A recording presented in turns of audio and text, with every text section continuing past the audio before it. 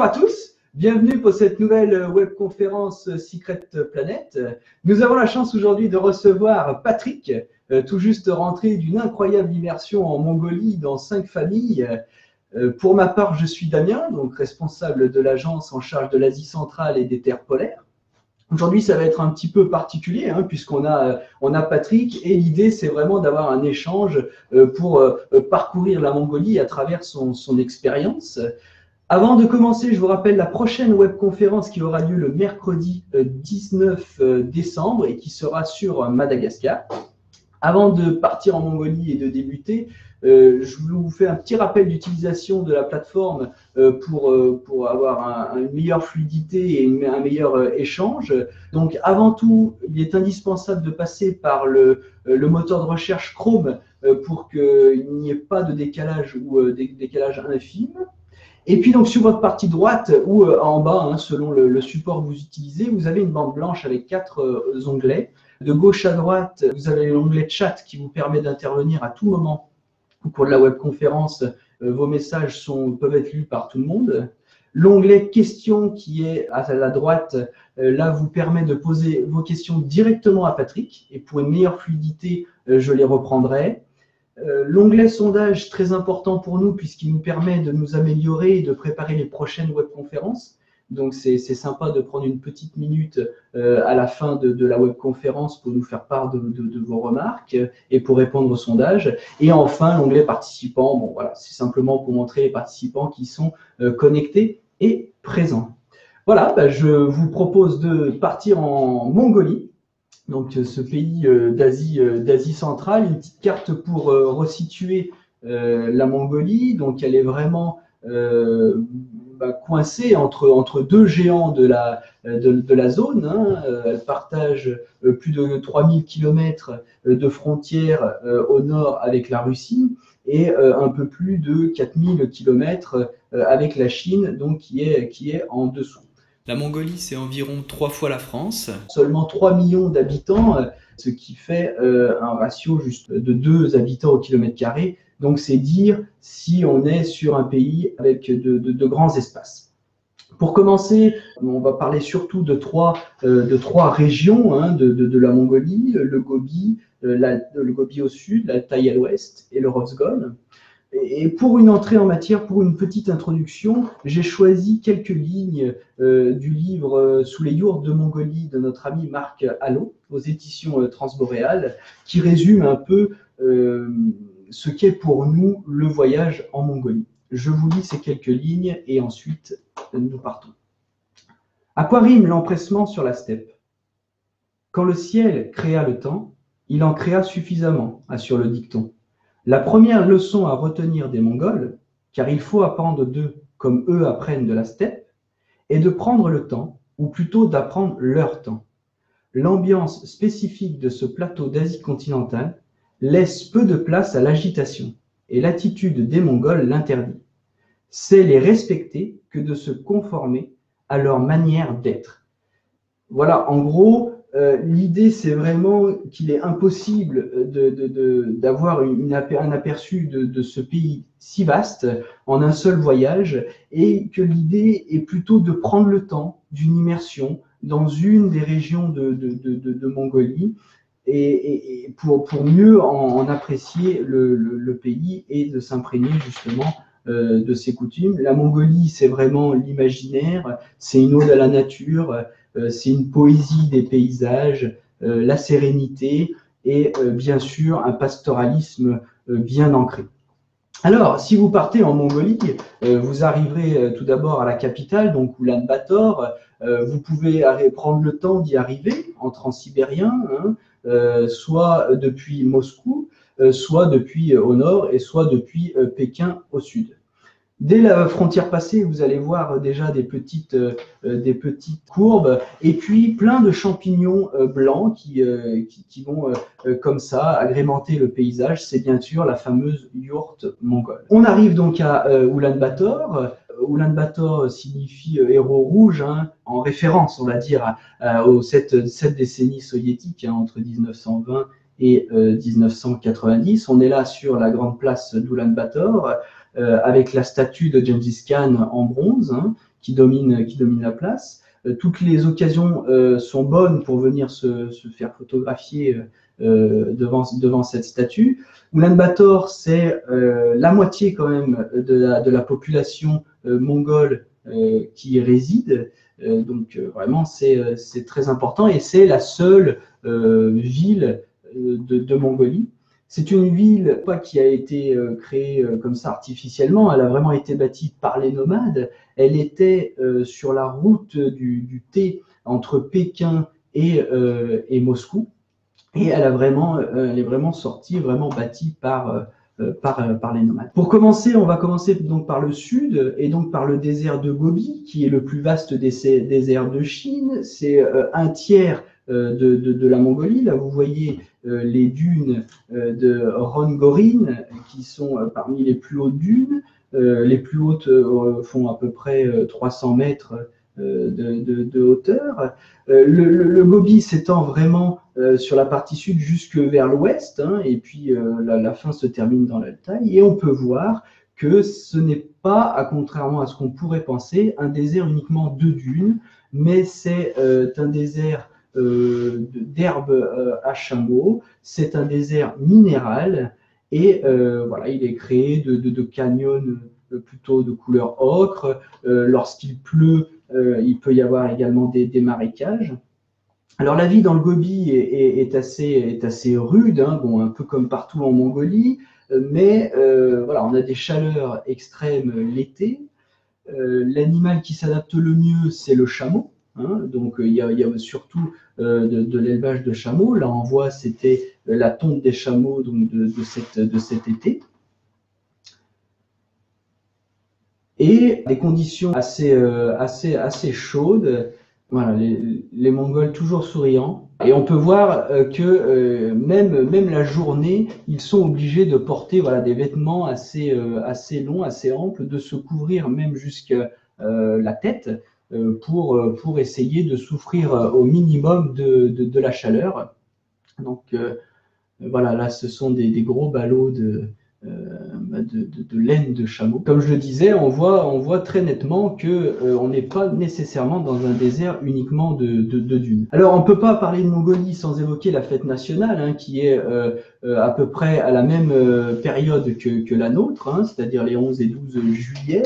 Le Nadam signifie les 3 jeux virils, donc on commémore 3 jeux à cette occasion, qui sont l'archerie, les courses équestres, ainsi que la lutte. Jusqu'en 1960, il était interdit aux femmes et petit à petit, il a été réouvert. Là, on voit l'arayak, donc qui est le lait de jument fermenté qu'on boit dans de nombreuses occasions, particulièrement pendant le Nadam. Et c'est vrai que c'est une fête qui tire ses racines d'un rite assez vieux et assez ancestral, où justement on permettait de réconcilier les esprits de la nature après le sommeil hivernal.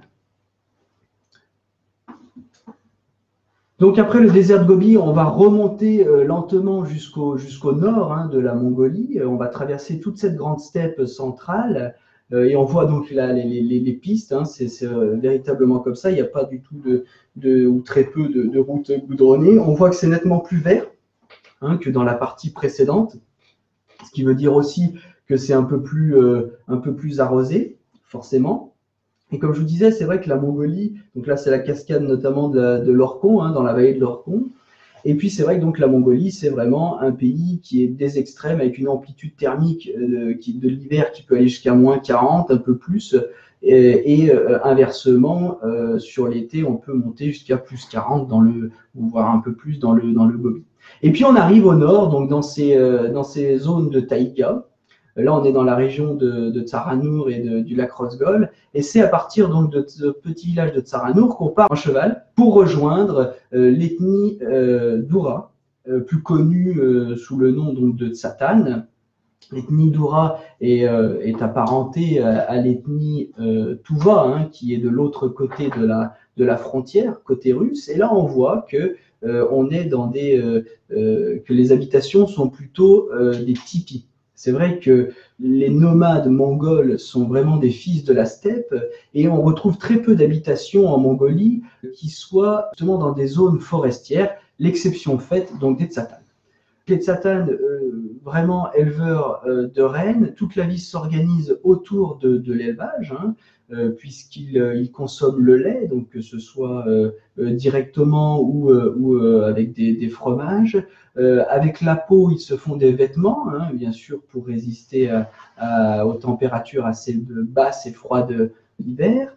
Ils utilisent également le bois pour faire des outils ou voilà, comme ce monsieur, des petits objets. Et puis, parfois, bien sûr, ils mangent la viande. Enfin, c'est une région qui est assez isolée, hein, de toute façon.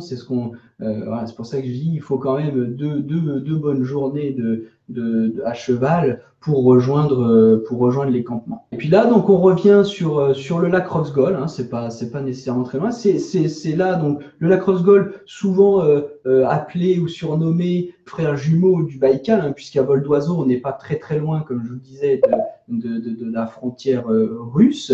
C'est dans cette région, donc entre Tsaranour et le lac Roxgol, qu'on organise nos voyages autour de la découverte du chamanisme mongol.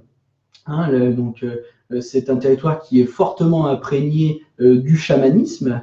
Le chaman assure le lien entre la société des hommes et celle de la nature. Et généralement, il rentre en transe à l'aide soit de tambours ou de cloches, et c'est ce qui lui permet de voyager justement entre les mondes.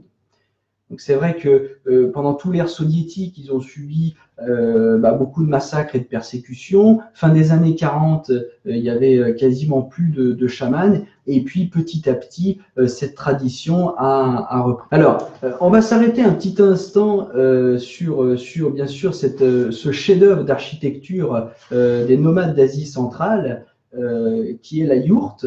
Hein, c'est un habitat à pièces uniques, une taille circulaire, d'une taille qui peut varier, bon, mais généralement c'est pas nécessairement très grand. Elle est démontable bien sûr pour pouvoir nomadiser, pour pouvoir se déplacer. Sur cette photo, on voit bien l'anneau sommital qui fait pression sur les bouts de bois pour bien serrer l'habitat.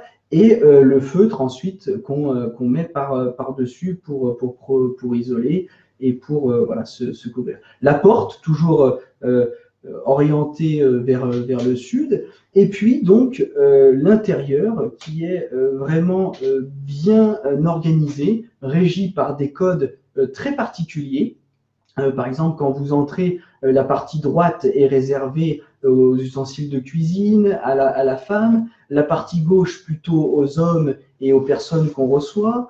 Dans le fond, on a généralement un petit temple où on peut prier pour les esprits mongols et les dieux mongols. On a toujours ce foyer au centre de la yourte.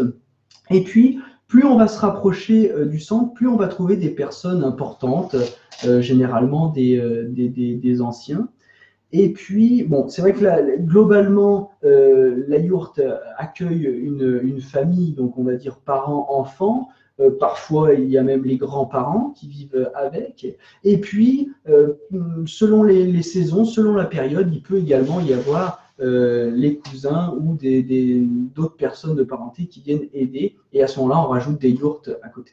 Voilà, là, on voit sur cette photo un peu l'hospitalité mongole, qui est là aussi une des règles de la steppe, parce que tout le monde vit avec un réseau, comme je disais, de parenté, d'amis, et un jour ou l'autre, on peut avoir besoin. Donc, l'idée est de donner, parce qu'un jour, on peut avoir besoin de recevoir. Là, on voit qu'il y a des beignets, du lait, du beurre, du thé, enrichi avec le lait. Et le lac Roxgol accueille est le théâtre naturel donc de ce festival de glace qui a lieu chaque année en fin février et début mars. On a d'ailleurs un prochain départ là cette année qui est en train en cours de constitution et qui sera confirmé.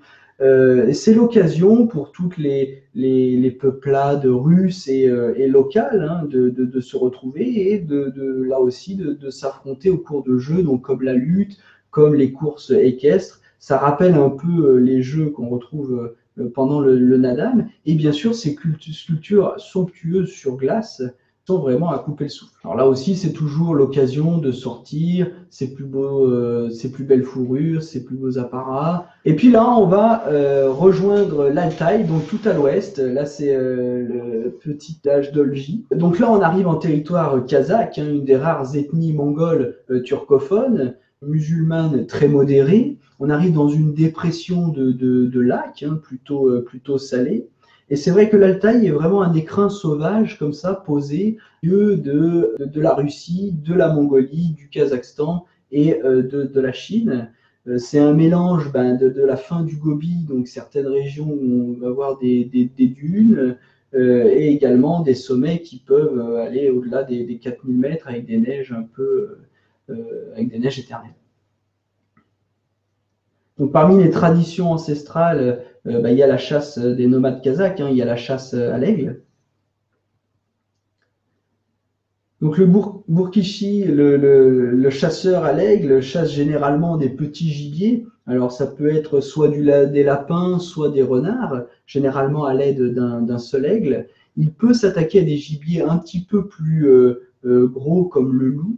À ce moment-là, ils utilisent deux aigles. Et puis, il y a un petit rituel voilà, pour récompenser l'aigle une fois qu'il a attrapé sa proie. Alors, pour les lapins, il faut laisser l'aigle crever les deux yeux de l'animal. Pour les renards, manger la langue. Voilà, c'est une façon qu'ont les chasseurs de récompenser leur aigle. Alors, le travail d'un aiguilier, hein, c'est vraiment élever un aigle, c'est un travail de longue haleine qui prend beaucoup de temps, de patience.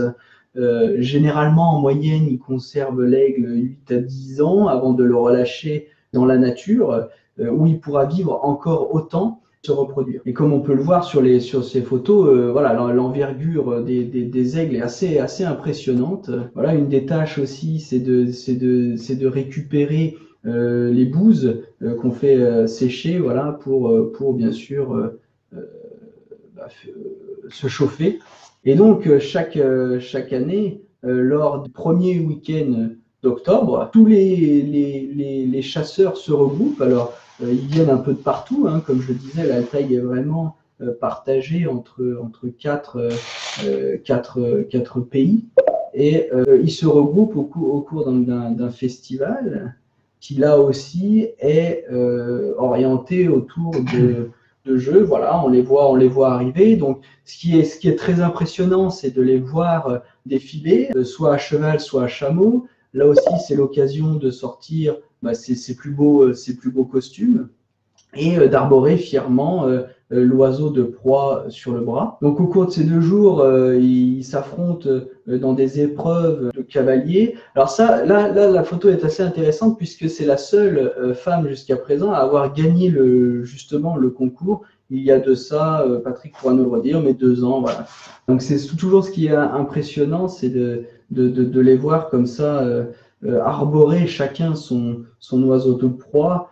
Et vraiment d'arriver en groupe, en masse. Hein. C'est vraiment cet aspect-là qui est le plus impressionnant. Donc il y a des courses de chameaux, on voit donc des jeux plutôt d'adresse au niveau cavalier. Il y a bien sûr des épreuves de chasse directement à proprement parler. Puis il y a des concours également. Puis on termine sur quelques petits portraits pour montrer là aussi la diversité des Mongols. Et puis voilà, on va passer à l'expérience de Patrick dans ce beau pays. Pour planter un peu le décor, et puis revenons donc à Patrick et à ton expérience, à ton voyage, ta belle immersion. Est-ce que tu peux peut-être en quelques mots nous raconter pourquoi tu as désiré aller là-bas et pourquoi la Mongolie? Bonjour à tous. Alors pourquoi la Mongolie? Parce que c'est un pays que je souhaitais découvrir depuis très très longtemps. Actuellement, je trouve que dans notre monde, tout va trop vite. on ne prend aucune réflexion. Et voilà, c'était ce nouveau challenge, donc de passer 5 mois en immersion complète en Mongolie. Alors, plusieurs choses, c'est que j'avais le choix au départ de vivre une expérience dans une famille pendant 5 mois ou de vivre dans 5 familles, donc différentes, ce qui m'a permis de découvrir ce magnifique pays, ces magnifiques régions. Alors, c'est vrai que le choix s'est porté sur ces 5 familles. Pourquoi? Parce que c'était vivre dans des régions différentes, mais avec un énorme problème, c'était un véritable déchirement de partir parce que on s'habitue aux enfants, on s'habitue à des coutumes, et c'est vrai que ça a été très difficile pour elle et pour moi, donc de se séparer au bout de 30 jours. Et donc, est-ce possible, il y a une question qui nous demande donc, si c'est possible de partager le quotidien des familles, donc au jour le jour. Oui, hein, ça a été précisément ton voyage. Peut-être est-ce que tu peux nous raconter un peu ce que je sais pas, quelques activités peut-être que tu as fait voilà. Alors, le but de ce voyage, c'était vraiment de partager la vie de tous les jours. Donc, j'habitais dans la même yourte qu'eux. Pour vous donner quelques exemples, une yourte fait environ 10 mètres carrés. On vivait à 6. Donc, mon travail quotidien, c'était de participer à toutes les choses de la vie, c'est-à-dire aussi bien aller chercher de l'eau. Parfois, il fallait faire plus de 10 km avec 40 litres d'eau, ou couper du bois, ramasser les bouses de vache. Alors, c'est vrai que c'était un peu difficile au départ, parce qu'il faut en ramasser pour la journée, mais aussi en stocker pour l'hiver. Donc, il fallait prévoir l'ensemble de ces choses. Et c'est vrai que c'est un monde qui est totalement différent de chez nous, un monde rude, difficile, mais ce sont des gens qui ont une hospitalité qui n'existe pas chez nous. Si on prend ton exemple, tu es parti de juin à novembre, Ouais. donc tu as traversé quand même une bonne partie, donc il te manquait que l'hiver en quelque sorte. Voilà, qu'est-ce que tu peux dire peut-être des conditions que tu as rencontrées? Alors, je pense que c'était les meilleures conditions parce que l'hiver, il peut faire très froid. Par exemple, j'ai passé un mois dans une tribu tsatane, donc c'est les fameux éleveurs de rennes qui étaient ballottés auparavant entre la Sibérie et la Mongolie, qui depuis quelque temps sont accueillis en Mongolie. L'hiver, il fait jusqu'à moins 70. Donc, des conditions de vie très, très difficiles, surtout qu'on est dans des tipis qui ne sont pas isolés du tout. Donc, voilà, c'était l'été, il fait très chaud, l'hiver, il fait très froid. Et du coup, qu'est-ce que tu peux nous dire justement sur les tsatanes, hein, puisque visiblement c'est bon, toutes les familles t'ont marqué, ça c'est sûr, Ouais.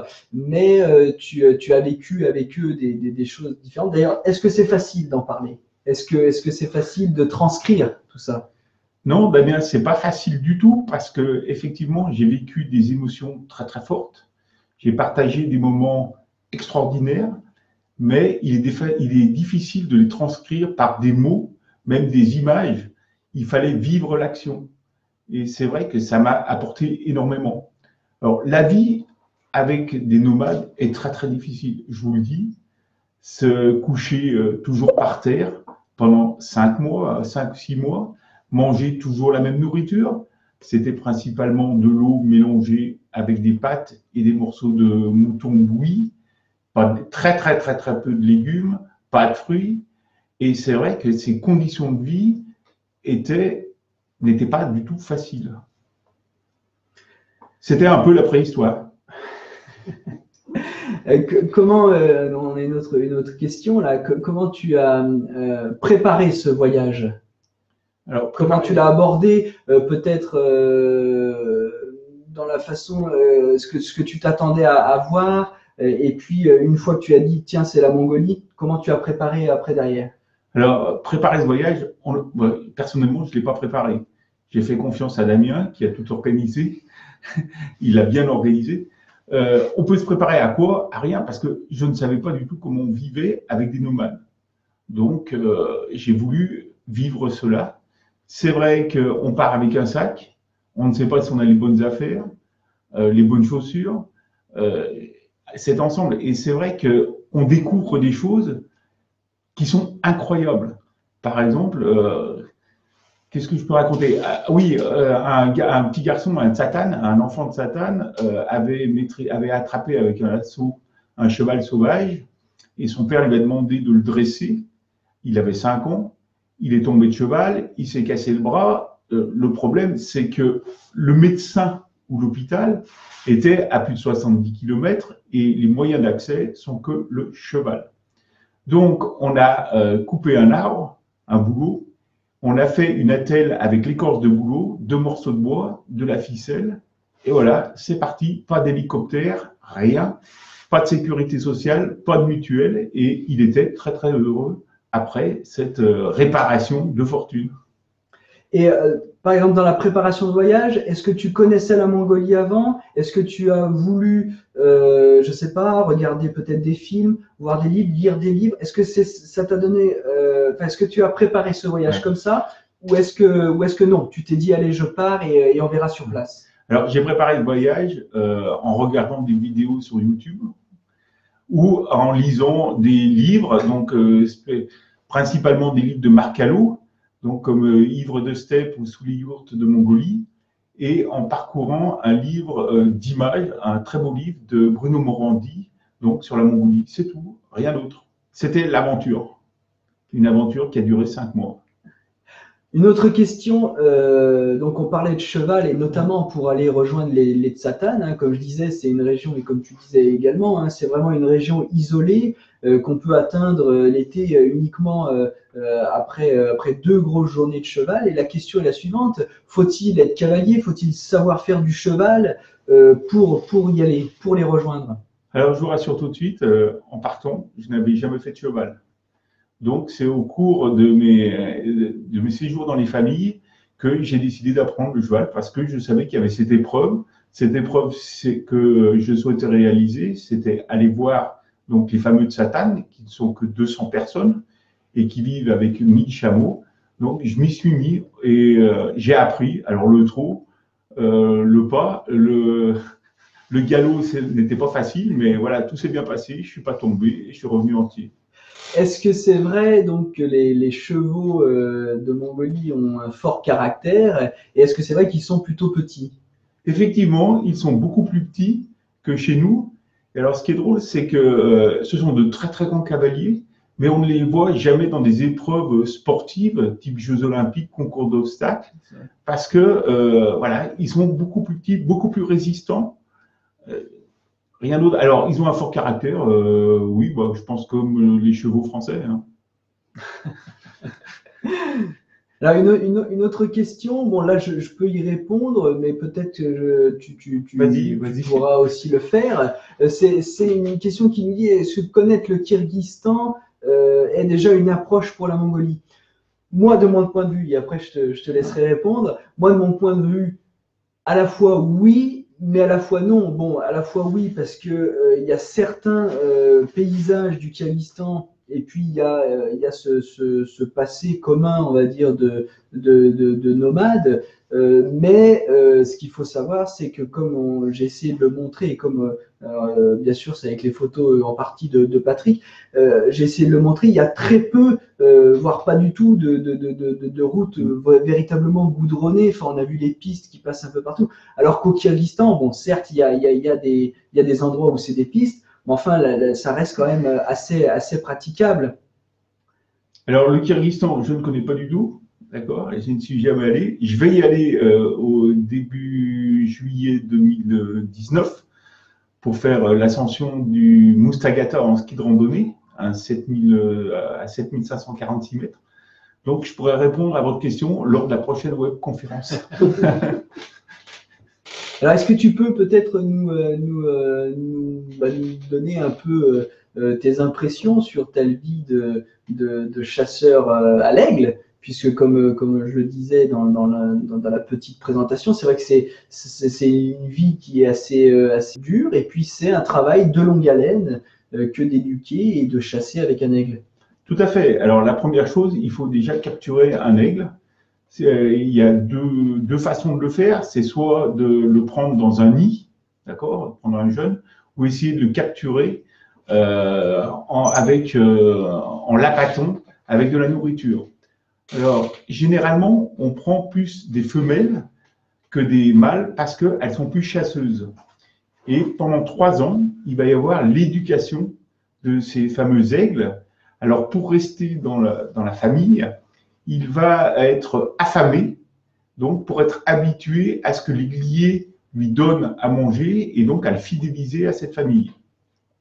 Donc, cette période dure environ 3 ans. Et après, on va lui apprendre à chasser. Alors, c'est vrai que c'est assez extraordinaire parce que vous êtes à cheval. Sur votre avant-bras, vous avez l'aigle et vous allez parcourir les collines. Alors, généralement, l'aiguiller est au sommet de la colline avec l'aigle. Et il y a une autre personne en bas qui va essayer de faire sortir le gibier. Et dès que l'aigle va le voir, voilà, c'est d'une beauté super parce que on voit des gestes aussi bien de l'aigle que de l'animal qui est poursuivi. Et après, c'est vrai, être pris par un aigle, avoir cet animal dans ses griffes, c'est passionnant. Mais ce n'est pas facile. Et d'ailleurs, ça pèse beaucoup sur le… Alors, un aigle pèse environ entre 5 et 6 kilos. D'accord. Donc, il est sur un gant qui est de mouton parce que les griffes pourraient rentrer dans la peau. Alors, une question qui est pas évidente à mon sens à répondre, puisque tu as dit que c'était difficile de retranscrire un peu ce que tu as vécu, mais quelles ont été pour toi peut-être les expériences humaines les plus marquantes, ou est-ce que tu as comme ça 2-3 petits moments qui t'ont véritablement marqué? Alors, ce qu'il faut savoir, c'est que pendant mon périple, j'ai constaté, c'est le rôle de la femme. Le rôle de la femme, c'est une véritable esclave. Je veux dire, elle doit tout faire, alors que son mari peut partir à cheval, voir des amis, boire, ou essayer de capturer d'autres animaux. La femme, donc, dans la yourte, a généralement peut ou possède 25% de la yourte, c'est-à-dire la cuisine, entre guillemets, et le reste est réservé aux hommes. Alors c'est vrai que pendant mon séjour, mon rôle, c'était de soulager ces femmes en allant chercher l'eau, en coupant du bois, en m'occupant des animaux.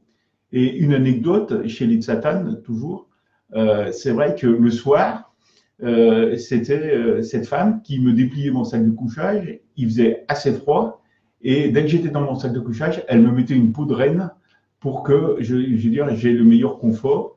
Et c'est vrai que c'est devenu des gens très très attachants parce que les femmes n'ont pas un rôle facile dans la vie en Mongolie. Alors, une autre question concernant la communication. Alors, est-ce que c'était facile, puisque tu ne parles pas le mongol? Mais je le parle toujours très très peu.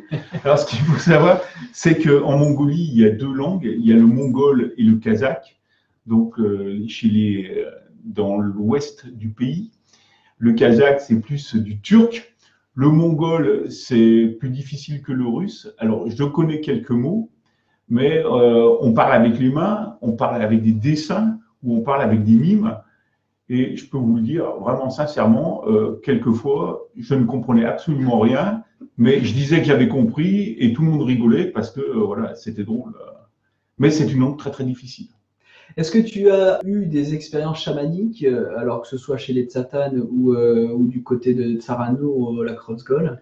Non, alors côté Tsaganour, j'ai vécu, alors je vais vous raconter une anecdote, c'était une femme qui venait voir un chaman.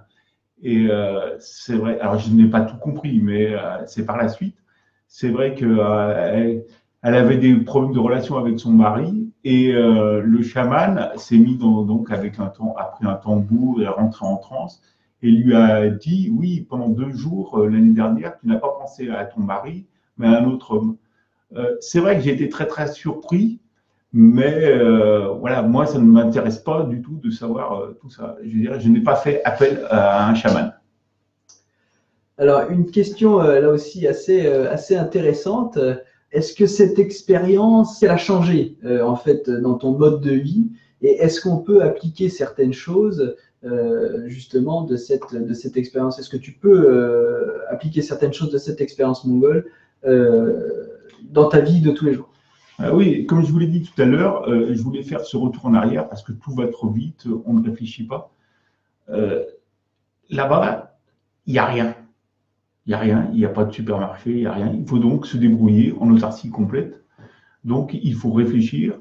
On réfléchit en communiquant parce qu'il n'y a pas d'Internet, il n'y a pas de Facebook, ils ne connaissent pas la télévision, ils pensent que en France, il y a des chameaux. Voilà, c'est terrible. Donc, ça a changé aussi, c'est dans le mental.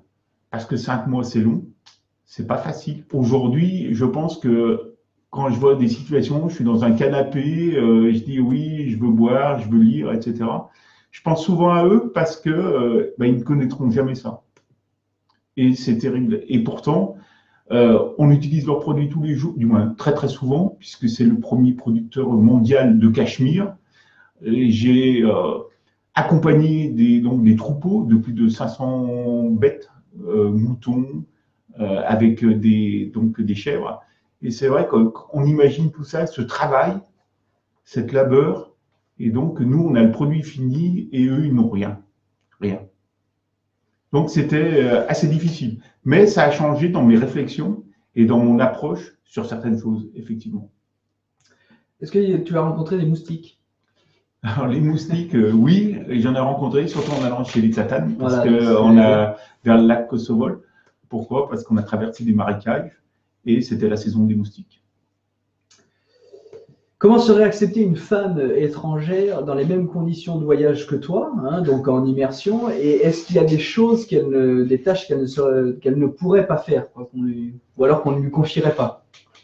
Écoutez, moi j'ai vu le travail des femmes mongoles, donc je pense qu'elle serait acceptée de partout, une femme étrangère, et elle verrait le travail, mais elle va travailler beaucoup, beaucoup plus qu'un homme. Ça, c'est sûr et certain. Et puis, c'est ça, c'est ce que tu dis, c'est-à-dire que les hommes sont plutôt dédiés au troupeau, voilà. Et les femmes font en gros tout le reste. Tout le reste. C'est-à-dire aussi bien tanner les pots que le repas, la cuisine, s'occuper des enfants. Elles font tout. Chercher l'eau, couper le bois, ramasser des bousses de vache aussi. Voilà, le travail est phénoménal.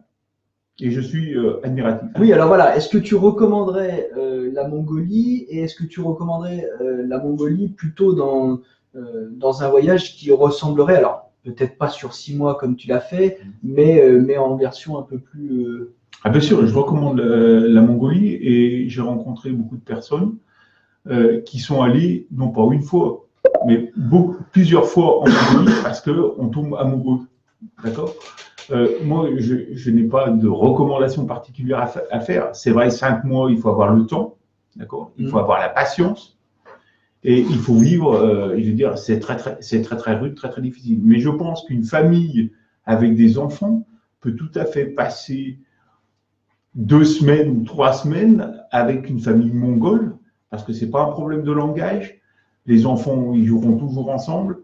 Et voilà, c'est partager le quotidien, mais ça fait prendre conscience de certaines valeurs qui sont très importantes et qui n'existent plus chez nous. Est-ce que tu penses que justement dans une expérience comme la tienne, est-ce que tu penses que ça peut être un petit atout d'amener par exemple un album photo qui reprend quelques scènes en fait de la vie chez nous, par exemple notre maison, la famille, voilà mon enfant. Est-ce que tu penses que c'est intéressant? Est-ce que les Mongols justement se sont intéressés à toi?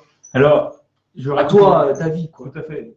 Donc ils aiment bien les portables et donc j'ai des photos sur mon téléphone et ils regardaient et ils me posaient beaucoup de questions parce que un nomade, on habite dans une yourte, non pas dans une maison. Donc dès qu'ils voient une maison, ils se disent ah bon, mais vous avez des maisons, l'eau, comment ça se passe, l'électricité, là-bas il n'y en a pas puisque c'est que des panneaux solaires, le chauffage.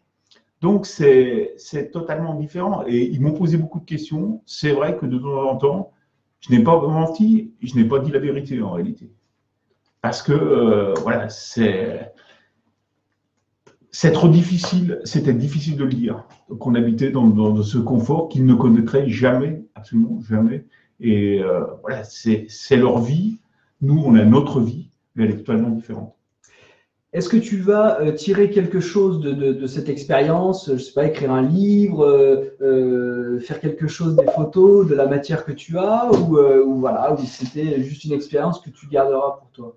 Alors, écrire un livre, je suis désolé, je ne suis pas du tout un écrivain, donc il faudrait que je trouve quelqu'un pour l'écrire. Mais comme je vous l'ai dit tout à l'heure, c'est très très difficile de transmettre des émotions que j'ai vécues.